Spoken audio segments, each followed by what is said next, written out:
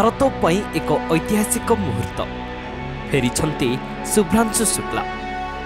अंतर्जातीय महाकाश केन्द्र में 18 दिनरू अधिक समय अतिबाहित करने पर भारतीय वायुसेनार ग्रुप कैप्टेन तथा महाकाशचारी शुभ्रांशु शुक्ला पृथ्वी को फेरिछंती। से आक्सियम 4 मिशन रो अंश भाव तांकर 3 जण अंतर्जातीय सहयोगी सहित स्पेस एक्स रो ड्रैगन कैप्सूल ग्रेस जोगे फेरिछंती। वर्तमान शुभ्रांशु एवं तांको टीम को बहन करुथिबा कैप्सूलटी भारतीय समय अनुसार आज अपराह्न कैलिफोर्निया उपकूल प्रशांत महासागर रे अवतरण कला।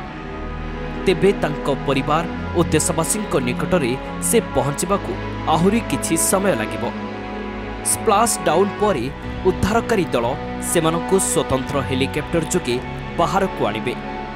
एहा परे शुभ्रांशु एवं तांको साथी मानकू डाक्तरी निरीक्षण रे रखाजिबो एवं सेमाने पृथ्वीर माध्याकर्षण सहित पुणी थरे अभ्यस्त हेबा पई एक 7 दिनिया पुनर्वास रे रहिबे। एही ऐतिहासिक मिशन समय रे शुभ्रांशु आईएसएस रे 60 रु अधिक वैज्ञानिक परीक्षण सफलतार सह संपन्न करिसंती। एथिरे इसरो द्वारा परिचालित 7टी माइक्रोग्राविट परीक्षण मध्य शामिल अछि। तांकर एही मिशन भारतर आगामी मानव महाकाश मिशन गगनयान पई एक गुरुत्वपूर्ण पदक्षेप बोली विवेचना करा जाउछि। तांकर एही सफल प्रत्यावर्तन को नहीं सारा देश में उत्साहर माहौल देखा देछि। Bureau report DNK live.